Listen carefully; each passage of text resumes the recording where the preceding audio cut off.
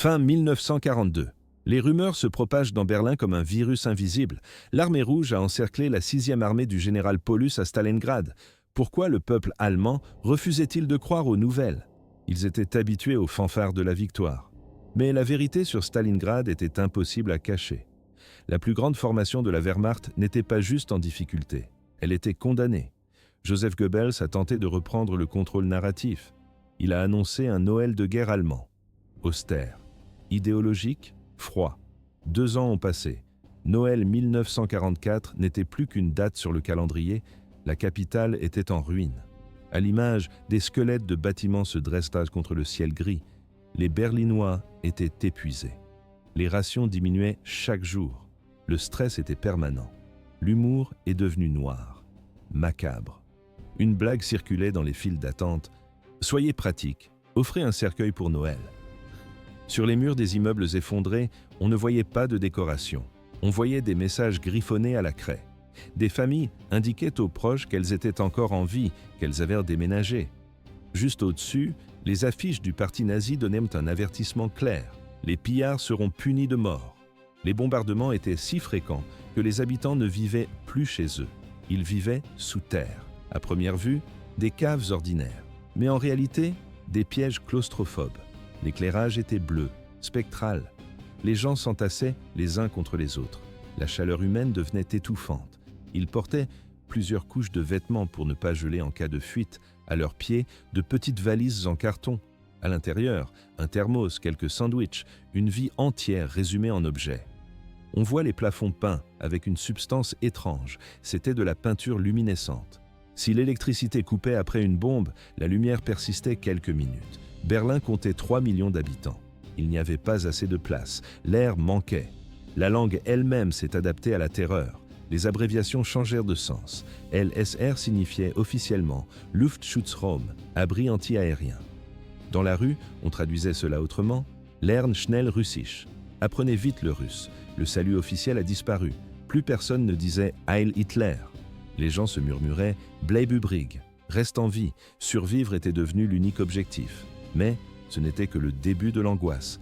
Les Berlinois redoutaient les envahisseurs venus de l'Est. La propagande de Goebbels martelait un seul message.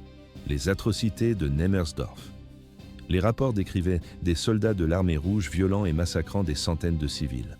La peur n'était plus abstraite, elle était viscérale. Pourtant, en décembre 1944, un espoir fou a surgi. L'offensive des Ardennes. La population a repris courage. Ils croyaient encore aux Führers. Ils attendaient les armes miracles. Ils pensaient pouvoir prendre le monde en otage une dernière fois. Au haut commandement, l'ambiance était différente. Les officiers d'état-major regardaient les cartes avec effroi. Attaquer à l'ouest signifiait dégarnir l'est au pire moment. C'était une erreur fatale. Hitler refusait d'écouter. Il était obsédé. Il voulait forcer les Alliés à négocier. Il a rejeté toute approche diplomatique avec l'Union soviétique. Les images d'archives montrent Hitler penché sur ses cartes, les mains tremblantes. Le général Guderian a tenté de le prévenir. Il a montré les rapports de reconnaissance. L'armée rouge amassait des troupes pour une offensive massive. Hitler a balayé les papiers. Pour lui, les divisions soviétiques n'existaient pas. Il restait fixé sur l'Ouest. L'aveuglement a conduit au désastre. Le 13 janvier 1945, la réalité a frappé. L'armée rouge a lancé l'assaut. Le front de l'Est a craqué sous la pression de millions d'hommes et de milliers de chars. Les Berlinois ont compris que les blagues sur les cercueils n'étaient plus des blagues. Le compte à rebours final avait commencé le 13 janvier 1945.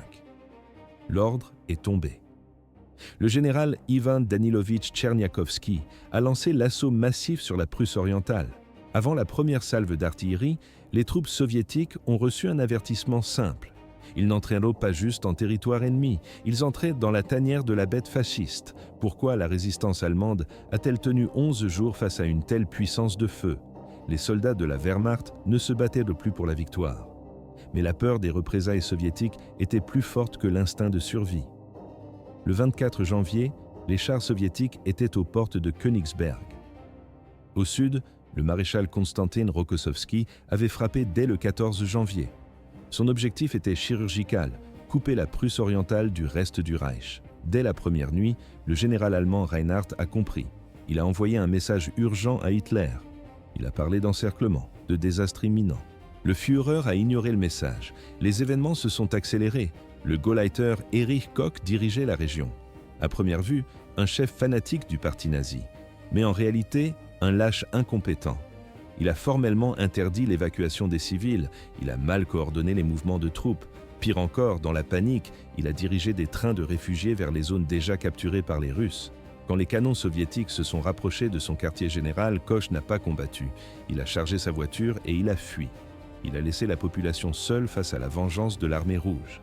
Les civils ont tenté de s'échapper par leurs propres moyens, mais la météo était une arme aussi mortelle que les obus. Moins 20 degrés. Des tempêtes de neige aveuglantes. Dans un village isolé, le NKVD a fait une découverte macabre. À l'image, 100 corps à moitié ensevelis sous la neige. C'étaient des femmes juives.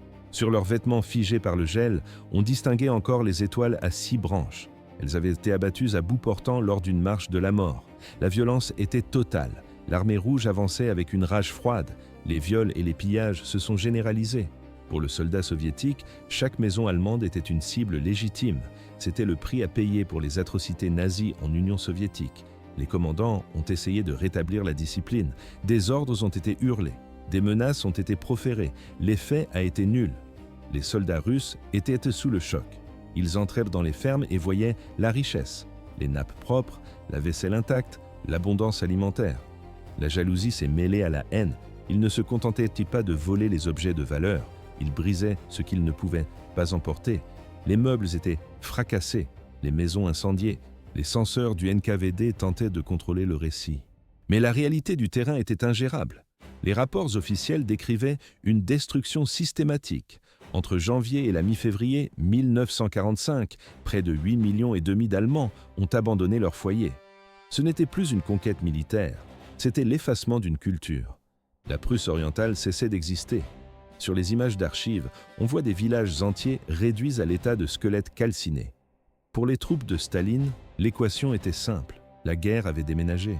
L'horreur de la Biélorussie et de l'Ukraine se jouait maintenant dans les salons allemands. Ils avaient vu leur propre terre dévastée. Ils rendèrent la monnaie de leurs pièces. Mais ce n'était que le début. À Berlin, le chaos s'installait. Les sirènes d'alerte aérienne hurlaient toutes les nuits. Les réfugiés affluaient dans la capitale. Ils racontèrent des histoires terrifiantes sur l'avancée russe. La propagande ne pouvait plus masquer la réalité. La Hongrie, dernier allié, avait basculé dans le camp soviétique. La rumeur courait dans les files d'attente. Le front de l'Est s'effondrait. Les cheminots et les conducteurs de train en savaient plus sur la position des chars ennemis que l'état-major général. Le peuple cherchait la vérité. Malgré les risques de dénonciation, beaucoup écoutèrent la BBC en secret. Ils collèrent l'oreille au poste, espérant entendre une bonne nouvelle.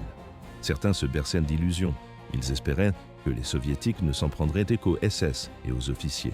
Les transports publics fonctionnaient encore, mais difficilement. Les Berlinois dormaient sur leur lieu de travail pour éviter les trajets sous les bombes. On préparait des lits de camp pour les proches dont les maisons avaient été pulvérisées. Ceux qui avaient de l'argent ou des relations tentèrent de fuir la capitale. La réponse du régime a été brutale. Goebbels a déclaré « Quitter Berlin sans autorisation est un acte de désertion ». Les pelotons d'exécution de la SS tournaient à plein régime sur ordre d'Himmler. Le 23 janvier, les derniers résistants liés au complot de juillet ont été pendus. Le slogan de Goebbels s'affichait sur les murs « Nous vaincrons parce que nous devons vaincre ». Personne n'y croyait plus. Hitler était devenu un fantôme. Les rares officiers admis à la chancellerie du Reich décrivaient un vieillard. Sur les films de l'époque, le détail est frappant. Sa main tremble, son dos est voûté.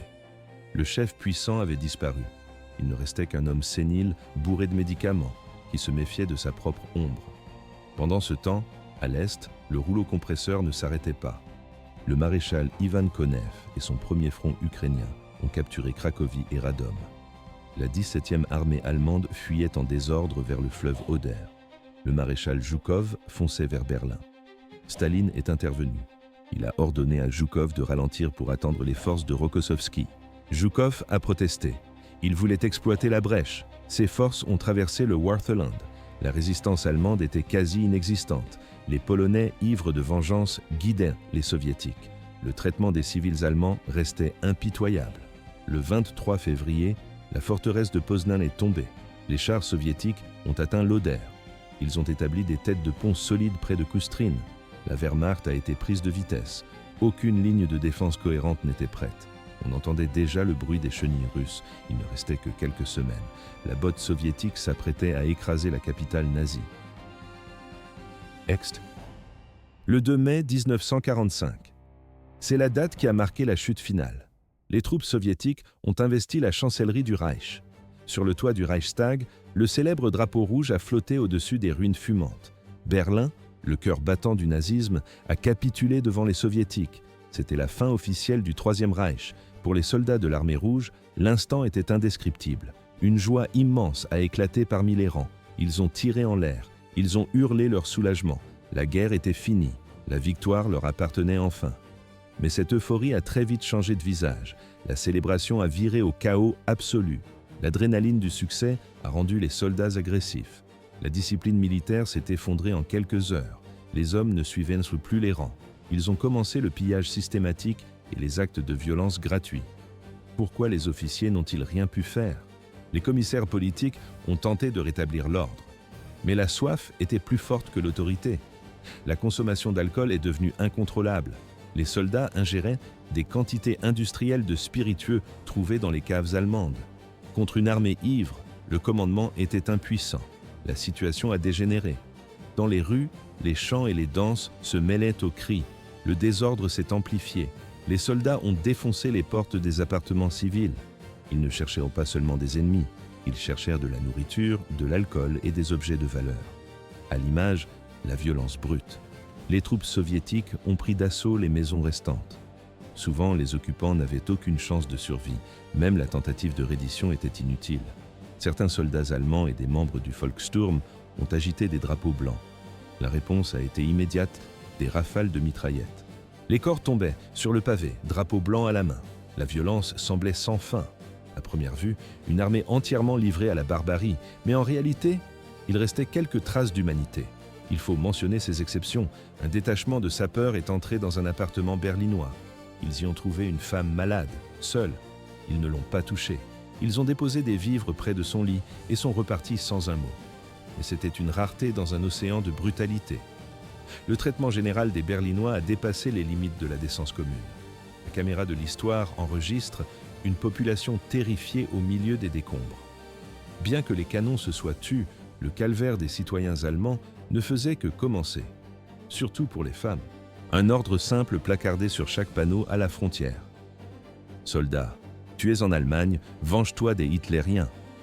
Ce message brutal guidait chaque pas de l'armée rouge vers l'ouest. Pourquoi une telle fureur? Les généraux parlaient de stratégie militaire, mais la réalité était une punition collective. Les soldats soviétiques n'ont montré aucun remords envers la population allemande. Les femmes, même les plus vulnérables, sont devenues des cibles immédiates. Elles faisaient partie du butin de guerre. La vengeance était totale. À première vue, une libération presque calme. Mais en réalité, le calme avant l'orage. Les 2 ou 3 premiers jours de l'occupation, les civils ont cru pouvoir respirer. Les troupes soviétiques ignoraient les habitants. Elles traquaient les restes de la Wehrmacht en pleine retraite. Les Berlinois en ont profité pour sortir des caves. Ils pillaient les entrepôts de nourriture. Ils cherchaient désespérément du carburant dans les ruines fumantes. La vigilance a baissé. Mais le 4e jour, tout a basculé. Une chaîne ininterrompue de violence a commencé. Les soldats ont ouvert les stocks d'alcool. L'ivresse a aggravé la situation. Les viols ont débuté. Des fillettes aux femmes âgées, personne n'était épargné. Être nazi ou opposante au régime ne changeait rien au sort réservé aux victimes. Les soldats ne cherchaient même pas à se cacher. On voyait les crimes se commettre en pleine lumière, dans les décombres des maisons, sur les trottoirs, parfois sous les yeux des familles, tenues en joue par des armes chargées. Pour ces femmes, cette épreuve n'était qu'une étape supplémentaire dans l'enfer. Elles avaient déjà tout perdu. Leur maison avait brûlé. Leurs proches étaient morts au combat ou prisonniers. Elles connaissaient la faim et la maladie.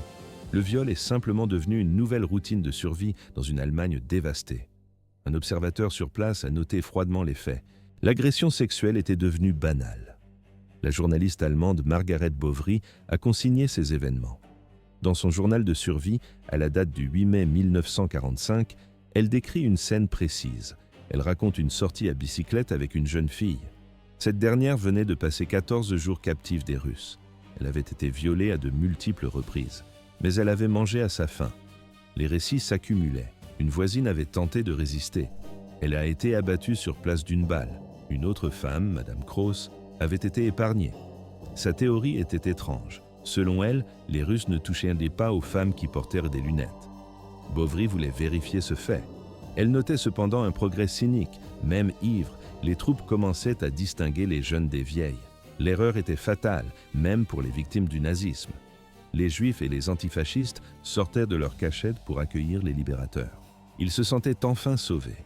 Inge Deutschkron s'était cachée pendant des mois avec sa mère. À l'image, les chars soviétiques qui entrent dans la rue. Le bruit des chenilles sur le pavé a été un signal de joie. Inge a couru vers eux. Un soldat s'est approché avec un large sourire. Il a agrippé ses vêtements. Il a murmuré 2 mots en allemand approximatif. « Viens, madame, viens !» Inge s'est réfugiée vers sa mère. La vieille dame a poussé un soupir.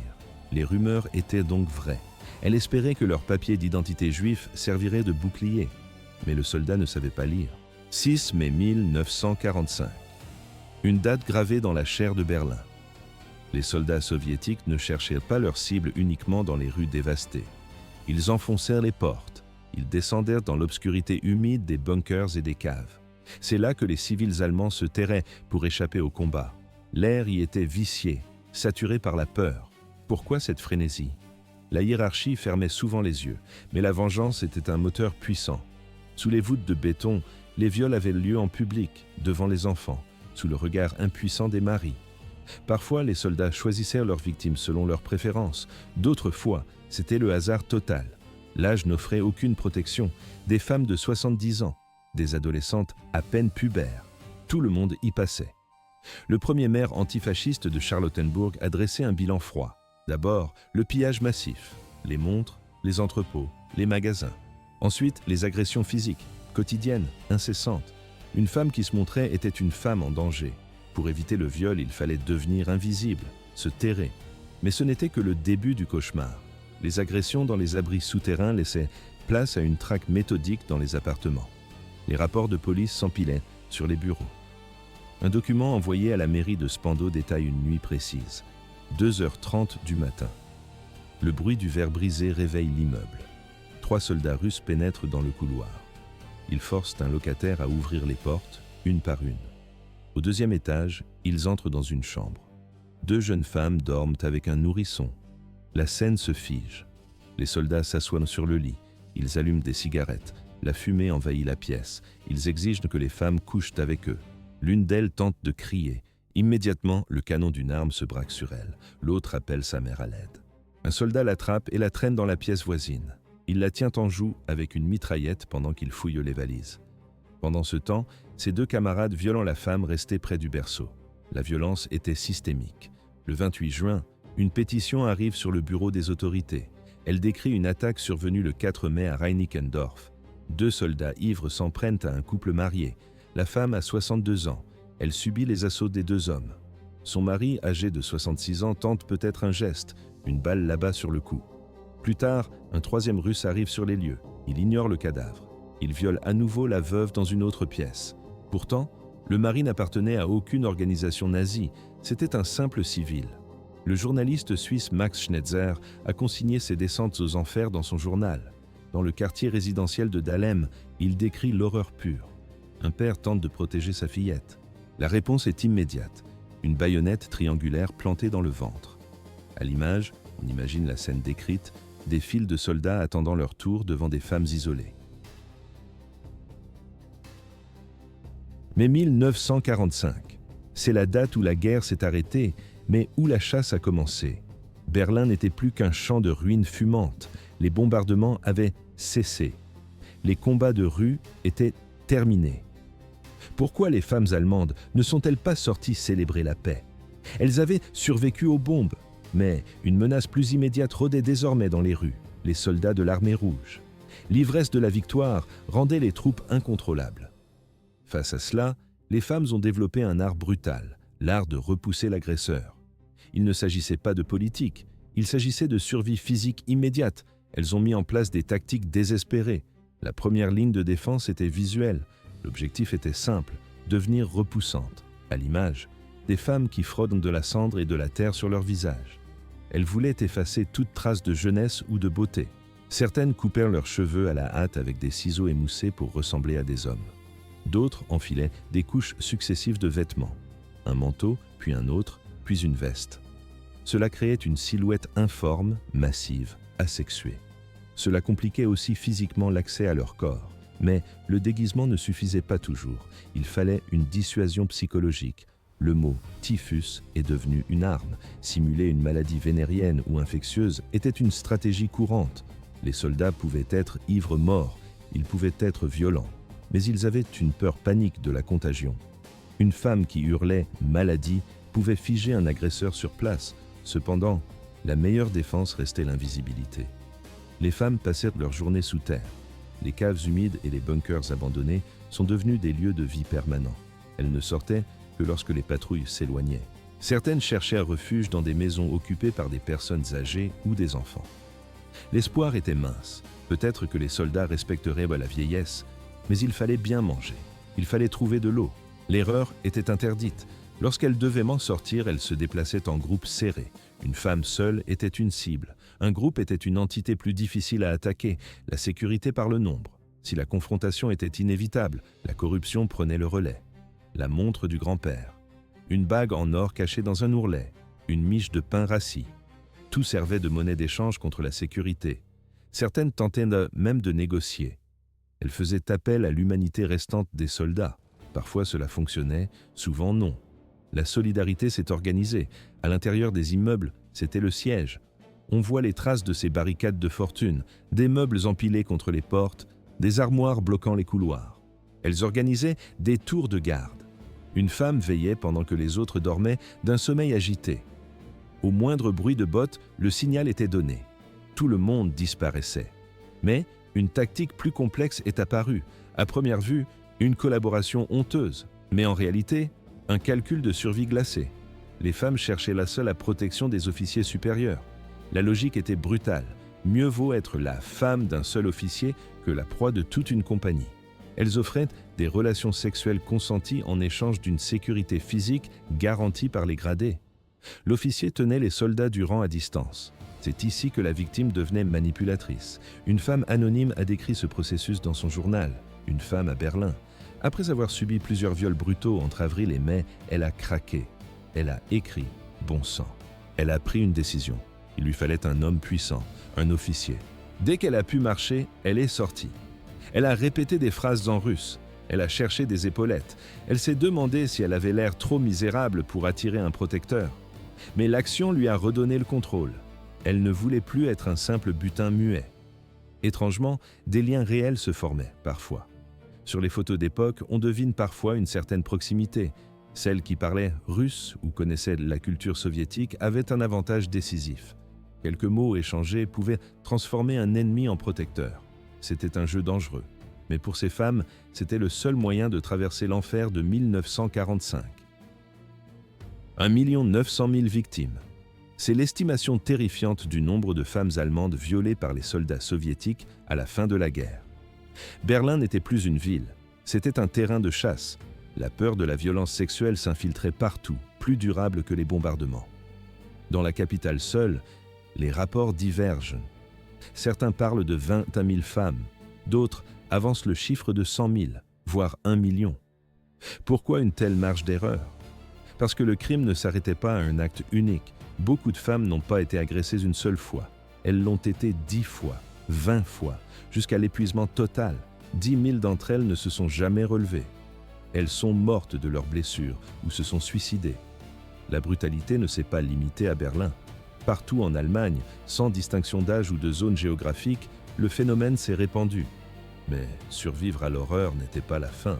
Quelques semaines plus tard, un nouveau fléau frappait. Les nausées, le retard, la grossesse.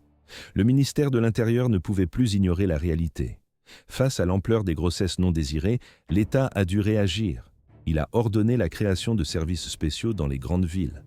Il fallait gérer le flux. À l'image, les archives du district de Neukölln, à Berlin.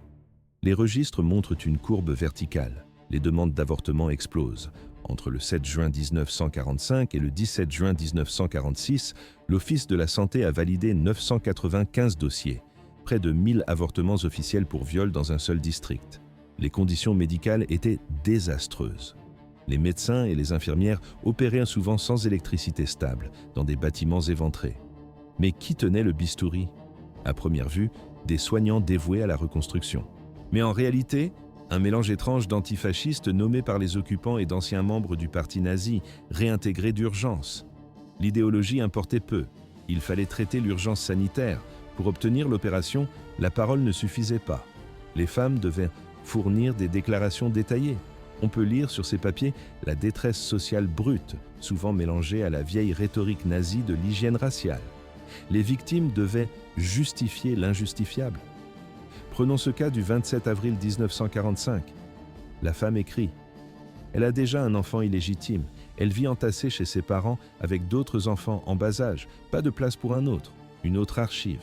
Une femme violée sur la route de Potsdam. Situation célibataire. Mère morte depuis 15 ans.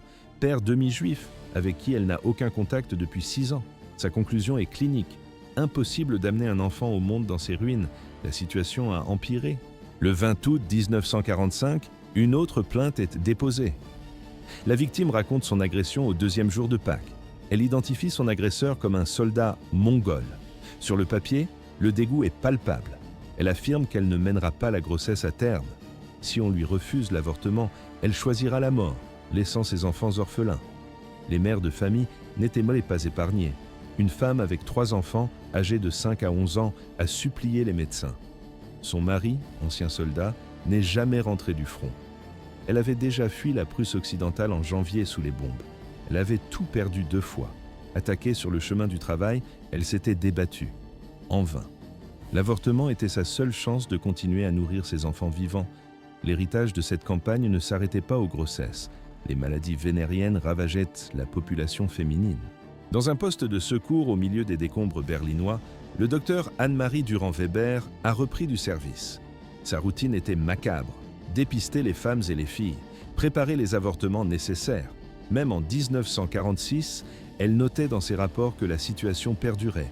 Viols, maladies, opérations. Le système médical et social a dû muter de force pour absorber ce traumatisme de masse.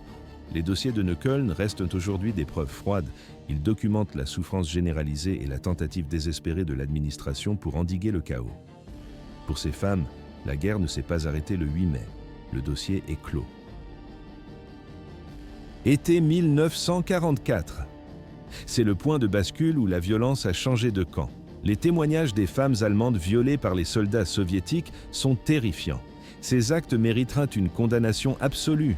Pourquoi les soldats de l'armée rouge sont-ils devenus des bourreaux? Les témoins parlent de monstres sanguinaires. Mais la réponse est plus mécanique que la folie. Tout commence 1 an avant la chute de Berlin. Le décor est planté au camp de concentration de Janowska, en Ukraine. Les troupes de l'armée rouge viennent de libérer le site. Les Allemands en fuite n'ont pas eu le temps de masquer leurs crimes. À l'image, des fosses peu profondes creusées à la hâte dans le sable. L'odeur est insoutenable. Elle prend les soldats à la gorge dès leur arrivée. Une puanteur de chair en décomposition chauffée par le soleil. Les mouches recouvrent tout. Les soldats s'approchent, mouchoirs sur le nez. Ce qu'ils découvrent dépasse l'entendement. Les corps sont empilés les uns sur les autres. Les mains sont liées dans le dos avec du fil de fer. Les crânes sont percés d'une balle. Sur le sol, des mèches de cheveux forment un tapis macabre. Les gardes allemands les ont arrachés en traînant les femmes vers les fossés. Les soldats soviétiques observent en silence. C'est la première fois qu'ils voient l'horreur à cette échelle industrielle. Les archives russes contiennent les preuves écrites. Les survivants de Janowska ont consigné ce qu'ils ont vu. Ils décrivent le commandant du camp, l'Oberführer Vilgas. Cet homme avait une routine particulière. Il ne tuait pas pour la guerre, il tuait pour le sport. Sa femme l'accompagnait souvent. Ensemble, ils tiraient sur les prisonniers depuis leur balcon, comme à la chasse. Mais le pire restait à venir. Vilgas ordonnait régulièrement aux gardes de saisir des enfants. Il devait les lancer en l'air. Le commandant les abattait en plein vol avant qu'ils ne touchent le sol. À côté de lui, sa fille de 9 ans battait des mains. Elle criait « Papa, encore, encore !» Ces scènes ne sont pas des rumeurs. Ce sont des faits consignés dans les rapports militaires. La machine de propagande soviétique n'a pas perdu une seconde. Elle s'est emparée de ces images. Chaque soldat devait voir. Les journaux du front titraient sur les piles de cadavres. La radio diffusait les détails en boucle. Les officiers politiques martelaient un message unique, la vengeance. Les slogans couvraient tard les murs des casernes, tuer l'Allemand, venger les victimes d'Hitler. Ce n'était plus une guerre stratégique, c'était une mission punitive. La haine est devenue le carburant principal de l'infanterie. La marche vers l'ouest a continué. À chaque kilomètre, de nouveaux charniers, de nouveaux camps. La rage montait. Les soldats croisaient leurs propres compatriotes, des fiesques de 16 ans, déportés et brisés. Elles pleuraient dans les bras de leurs libérateurs. Elles racontaient leur jeunesse volée et les sévices subis. Si les morts des fosses communes ne pouvaient-ils plus parler, l'odeur de la décomposition réclamait justice pour eux. Puis, la frontière a été franchie. L'armée rouge est entrée en Prusse. À première vue, des villages pittoresques aux jardins fleuris. Mais en réalité, la preuve insupportable d'une vie facile. Les civils allemands vivaient comme si la guerre n'existait pas. Leurs maisons étaient blanches, intactes. Les nappes étaient mat propres. Le contraste avec la terre brûlée soviétique était violent. Pour les soldats russes, qui avaient tout perdu, cette opulence était une provocation. La décision a été prise instantanément. Ils allaient payer. Tous. La notion de punition collective s'est installée. Pour le commandement soviétique, il n'y avait pas d'innocents. Chaque Allemand portait la responsabilité du conflit. Les soldats ont reçu le feu vert tacite pour traiter la population comme une cible ennemie globale. Mais la vengeance n'explique pas tout. La structure même de l'armée s'effritait. L'avancée vers l'Allemagne était trop rapide. Les lignes s'étiraient. La discipline militaire stricte a laissé place au chaos. Les commandants fermaient les yeux sur les exactions. Seul l'objectif militaire comptait. Les atrocités sont devenues des dommages collatéraux acceptables pour la hiérarchie. L'alcool a fini le travail. La vodka circulait sans restriction dans les rangs. L'ivresse était généralisée. Elle supprimait les dernières barrières morales. Un soldat ivre ne connaît plus de règles. Le pillage et le viol sont devenus des exutoires incontrôlables. Il faut aussi compter avec le traumatisme psychologique, des années de combats brutaux, la mort des camarades, la peur constante de la mine ou du sniper. Sur les images d'archives, les visages des soldats sont fermés, vides. Ils étaient désensibilisés. La violence n'était plus une exception, c'était leur quotidien. La guerre les avait transformés en machines brutes. La guerre à l'Est n'avait pas de loi. C'était une guerre d'anéantissement total. Les normes sociales avaient disparu depuis longtemps. Les instincts primaires ont pris le dessus. Propagande, alcool, vengeance, traumatisme. Ce mélange toxique a explosé sur le sol allemand. La civilisation s'est arrêtée aux portes de Berlin. 2 millions de victimes estimées. C'est le chiffre terrifiant qui hante encore les archives de 1945.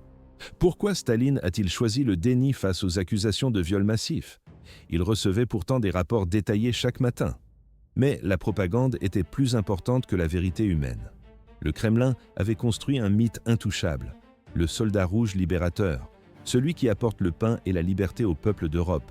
Admettre les crimes sexuels aurait brisé cette image. Staline a donc ordonné le silence. Tout rapport mentionnant ces atrocités était immédiatement classé comme propagande ennemie, une tentative fasciste pour salir l'honneur communiste. Sur les affiches de propagande, on voyait des soldats souriants.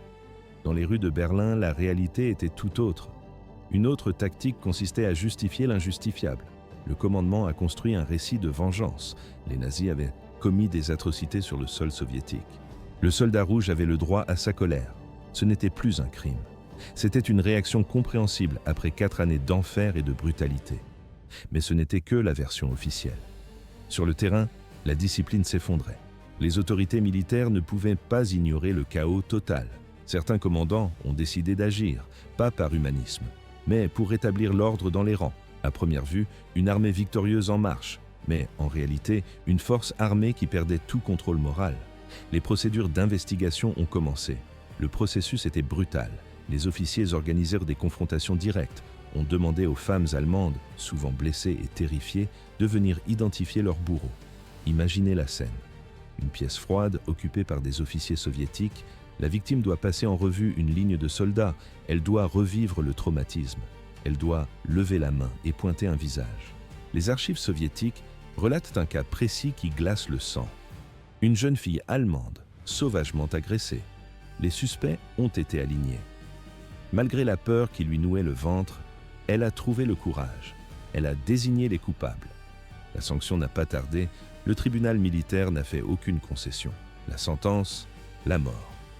Les soldats ont été exécutés. On entendait le bruit des pelotons d'exécution au petit matin. Ce n'était pas seulement pour punir le crime, c'était un signal envoyé aux autres troupes. La terreur devait changer de camp. Mais la justice officielle était lente. Alors, une autre forme de justice est apparue, celle des soldats eux-mêmes. Certains vétérans refusaient de voir l'honneur de leur unité souillé par quelques criminels. Ils ne voulaient pas être assimilés à des violeurs. On assiste alors à des règlements de comptes internes. Des soldats confrontés à leurs camarades coupables. Pas de procès, pas de papier, juste des coups. La violence physique immédiate pour donner une leçon. C'était une justice de tranchée, brutale et directe. Les victimes, elles aussi, cherchaient parfois leur propre vengeance. Certaines femmes ont traqué leurs agresseurs avec une détermination froide, refusant le statut de victime passive. La situation s'est complexifiée. Malgré ces efforts de sporadiques, l'impunité régnait souvent. Le fracas des combats couvrait les cris des victimes. La peur des représailles fermait les bouches. Beaucoup de femmes n'osaient donc pas parler. Elles craignaient le jugement, la honte ou le rire des officiers. Le système militaire restait profondément patriarcal. Certains supérieurs refusaient de croire les plaignantes. Ils protégeaient leurs hommes coûte que coûte. Pire encore, ceux qui tentèrent de dénoncer les viols au sein de leur propre unité risquaient gros. On les accusait de semer la division, on les traitait de traîtres. Dénoncer un camarade, c'était affaiblir le groupe face à l'ennemi. Sur les documents d'époque, on lit la frustration des enquêteurs honnêtes. Pourtant, certains soldats ont persisté. Guidés par un sens du devoir intact, ils ont continué à signaler les crimes, malgré les menaces. Ces tentatives désespérées montrent toute la complexité de la justice en temps de guerre. Un combat permanent entre le maintien de l'ordre militaire et la reconnaissance d'une humanité perdue. Une justice imparfaite, rendue sous le feu. 10 à 15 ans de camp de travail, c'était désormais le prix à payer pour un viol en zone occupée. Pourquoi Moscou a-t-il réagi si brutalement? Les rapports de crimes s'empilaient sur les bureaux du Kremlin. La réputation de l'armée rouge s'effondrait. La peur de perdre le contrôle politique était plus forte que la tolérance envers les troupes. Le présidium du Soviet suprême a frappé fort. La nouvelle directive a transformé l'abus sexuel en crime d'État. La peine de prison a été alourdie mécaniquement. L'objectif était clair, stopper la violence généralisée et tenter de sauver les relations soviéto-allemandes. Les officiers supérieurs ont reçu l'ordre de sévir. Il fallait inculquer la responsabilité par la force. Certains commandants n'ont pas attendu les tribunaux. Ils ont opté pour une justice expéditive. À Magdebourg, le chef de garnison a appliqué la tolérance zéro. Les soldats pris en flagrant délit n'ont pas été envoyés au cachot. Ils ont été traînés devant leurs propres unités. On entend le claquement sec des fusils d'exécution. Visual suggestion. Les coupables ont été fusillés devant leurs camarades. C'était un avertissement sanglant. Le message ne pouvait pas être ignoré. Le viol menait directement à la tombe. Parallèlement, la machine de propagande s'est mise en marche. Les commissaires politiques rappelèrent le devoir sacré du soldat. Il fallait défendre l'honneur du socialisme soviétique. Il fallait protéger les civils, pas les terroriser. Mais les mots ne suffisaient plus. L'état-major a alors décidé de couper le contact physique. Les autorités ont ordonné l'isolement total des troupes. Les soldats ont été expulsés des maisons allemandes réquisitionnées. Ils ont été transférés dans des casernes ou des camps militaires clos. Dans certaines régions, l'armée a évacué des villages entiers. À première vue, une simple réorganisation logistique. Mais en réalité, une ségrégation forcée pour limiter les crimes, silent tension. La liberté de mouvement a été supprimée. Pour rendre visite à une famille allemande ou simplement sortir, il fallait un document officiel. Une autorisation écrite et signée par le commandant. Les patrouilles vérifiaient chaque papier. Toute visite non autorisée entraînait des sanctions lourdes. On cherchait à réduire mécaniquement les opportunités d'agression. Cependant, le système avait ses failles. Micro-curiosity. L'application de la discipline restait aléatoire. Certains officiers maintenaient un ordre de fer. D'autres fermaient les yeux sur les exactions. Le chaos de l'après-guerre rendait la surveillance totale impossible. À l'image des soldats errant dans les ruines, loin des regards des officiers. Visual suggestion. Un facteur aggravant sabotait tous les efforts, l'alcool. L'ivresse était le moteur principal de la violence. L'administration militaire a tenté de restreindre l'accès à la boisson. Elle a lutté contre la production clandestine. Mais les contrôles manquèrent de rigueur. La vodka continuait de circuler et avec elle, la brutalité. Malgré les murs et les exécutions, la violence n'a jamais totalement disparu. Micro-reward finish. 14 000. C'est le nombre estimé de femmes agressées sexuellement par les seuls soldats américains en Europe occidentale. Mais pour comprendre l'ampleur du désastre, il faut regarder à l'Est. Les femmes allemandes n'étaient pas les seules victimes. En Hongrie et en Roumanie, le scénario s'est répété avec une précision mécanique. L'armée rouge avançait, les villes tombaient, et avec la chute des villes, commençait le calvaire des civils. Le fait que ces pays aient été alliés à l'Allemagne nazie servait de justification morale. Mais la violence a rapidement débordé les frontières de l'Axe. Pourquoi les soldats soviétiques ont-ils attaqué leurs propres alliés? La Yougoslavie était un pays ami. Les partisans locaux se battaient aux côtés de Moscou, mais l'ivresse de la victoire a effacé les serments. Fin 1944. Les blindés soviétiques traversent le nord de la Yougoslavie. La propagande avait pourtant été claire. Les commissaires politiques répétaient « Respectez les traditions, respectez les foyers ». Sur le papier, l'alliance était sacrée. Sur le terrain, la réalité était brutale. Le maréchal Tito a réagi, les télégrammes de plainte s'empilaient sur les bureaux des commandants soviétiques. Il ne s'agissait pas d'incidents isolés. C'était une crise diplomatique. Staline a dû intervenir. Les mesures disciplinaires se sont durcies. On ne parlait plus de réprimande. On parlait de peloton d'exécution. À l'image, un officier lit une sentence devant ses troupes alignées au garde-à-vous. Quelques minutes plus tard, les coups de feu claquent. Le message était censé être un avertissement sanglant. Certains violeurs finissaient au goulag pour des décennies. D'autres étaient abattus sur place. Mais la peur de la sanction n'a pas arrêté la vague. Beaucoup de crimes sont restés impunis, perdus dans le chaos des mouvements de troupes. Mais ce n'était que la face visible du problème. À l'ouest, le mythe du libérateur impeccable s'effritait aussi. Les Américains, les Britanniques et les Français ont laissé leurs propres traces. Dès le débarquement en Normandie, les incidents ont commencé. Les GI américains arrivaient avec des idées fausses. Une propagande insidieuse leur avait vendu l'image de la femme française facile. Ils ne voyaient pas des citoyennes à libérer, ils voyaient des opportunités. Le commandement américain a d'abord minimisé les faits. Ils ont blâmé le chaos social, ils ont blâmé les victimes. Quand les rapports sont devenus trop nombreux pour être ignorés, la justice militaire a trouvé un bouc émissaire commode. Les soldats afro-américains. Ils ont été arrêtés, jugés et condamnés avec une sévérité disproportionnée par rapport aux soldats blancs. Mais cette injustice n'a pas stoppé les violences. La situation a empiré une fois la frontière allemande franchie. Avril 1945. 37 condamnations pour viol en un seul mois. Et ce n'est que le chiffre officiel. Les rapports médicaux de l'époque sont insoutenables. Les femmes n'étaient pas seulement violées, elles étaient passées à tabac, des fractures du crâne, des dents cassées, des hémorragies internes. Les statistiques révèlent une absence totale de limites. La plus jeune victime recensée avait 7 ans, la plus âgée en avait 69. Sur les documents d'archives, on voit les tampons de la censure militaire qui ont longtemps caché ces faits. Les Britanniques n'étaient pas en reste, moins nombreux mais tout aussi coupables. Ils utilisaient la faim et la détresse. Le rapport de force était total, le vainqueur contre le vaincu. Ils appelaient pas cela du consentement. Les femmes allemandes appelaient cela de la survie. À première vue, l'arrivée des Français à Stuttgart ressemblait à une libération, mais en réalité, c'était le début d'une terreur urbaine. Avril 1945. Les troupes françaises entrent dans Stuttgart. La ville est en ruine, les casernes sont détruites. Les soldats sont donc logés chez l'habitant. Cette promiscuité a été fatale. Des centaines de cas de viol ont été signalés en quelques jours. La proximité immédiate entre les soldats et les civils allemandes a transformé les appartements en pièges. Comme leurs alliés américains, les autorités françaises ont rejeté la faute sur les troupes coloniales. Les goumiers marocains et les tirailleurs sénégalais ont été pointés du doigt. La propagande nazie, encore active dans les esprits, a exploité ces accusations pour attiser la haine raciale. C'était une manière commode de détourner l'attention du manque total de discipline de l'ensemble de l'armée. Le corps des femmes était devenu un butin de guerre. Pour les états-majors alliés, la priorité restait la victoire militaire et le maintien de l'ordre politique.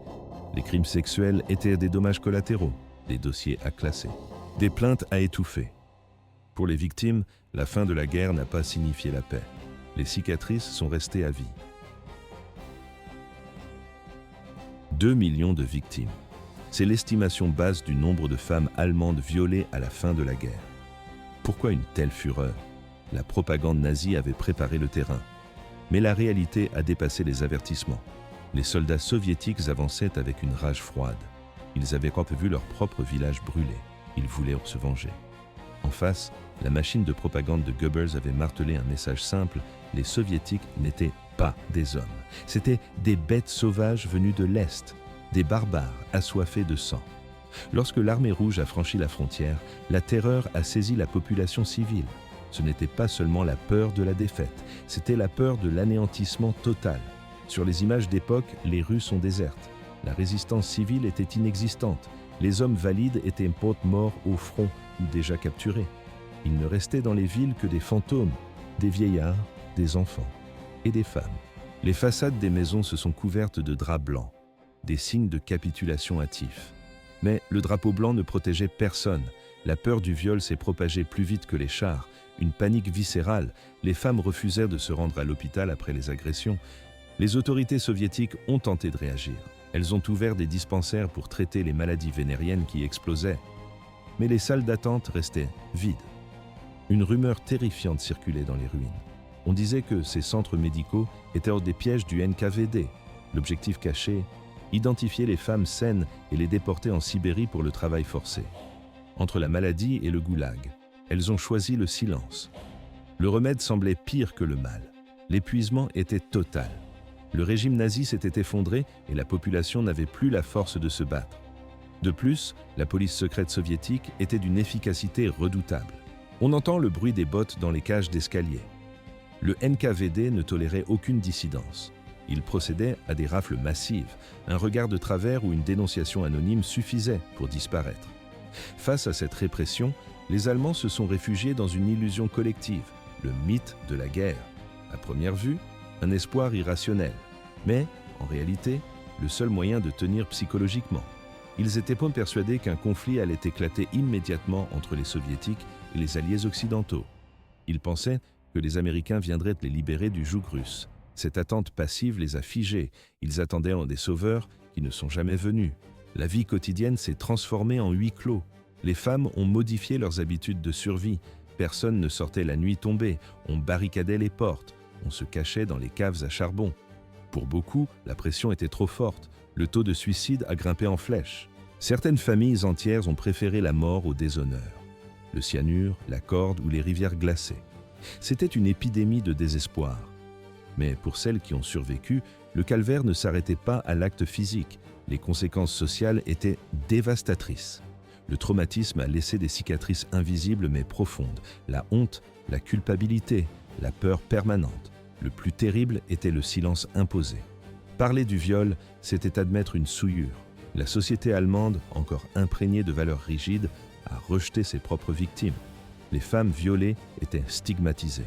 Leurs voisins les évitaient. Parfois, leur propre famille les traitait comme des parias. L'isolement était total. Elles ne pouvaient se confier à personne. Et il y avait les enfants. Des milliers d'enfants sont nés de ces viols. L'administration les classait comme illégitimes. Souvent abandonnés par des mères incapables de supporter ce rappel vivant du traumatisme, ils finissaient dans des orphelinats d'État. Ceux qui restèrent dans leur famille grandissaient avec le poids du secret et du mépris. Au sein des foyers, les rôles traditionnels ont volé en éclats. Sur les photos de famille de l'après-guerre, les regards ne se croisent plus. Les hommes revenaient de la guerre brisée. Ils avaient été élevés dans le culte de la force virile, protecteur de la nation et de la famille. Ils avaient échoué sur toute la ligne. Face à leurs femmes victimes de violences, ils ne ressentaient pas de la compassion, mais une impuissance qui se transformait en colère. Les couples se déchiraient. Le tissu familial était détruit. La méfiance s'est installée partout. On ne faisait plus confiance aux voisins. La solidarité de guerre, qui avait permis de tenir sous les bombardements, s'est évaporée. Chacun pour soi. La peur de l'autre est devenue la norme. Cela a forgé une identité nationale complexe et douloureuse. Les Allemands se percevaient désormais comme des victimes. C'était une forme de punition collective pour les crimes d'Hitler. Mais cette victimisation a brouillé les lignes. La culpabilité pour l'Holocauste cohabitait avec une haine féroce envers l'occupant soviétique. Ce ressentiment a coloré les relations avec l'URSS pendant des décennies. Aujourd'hui, la grande majorité de ces femmes a quitté ce monde. Les archives montrent la chute de Berlin comme une victoire éclatante. On voit les drapeaux rouges flotter sur le Reichstag. On célèbre la fin du fascisme. Mais l'histoire officielle oublie souvent les caves. Le témoignage de ces femmes reste un chapitre sombre, souvent ignoré. C'est le rappel brutal que la fin d'une guerre ne signifie pas la fin de la souffrance. Leur histoire s'est arrêtée là.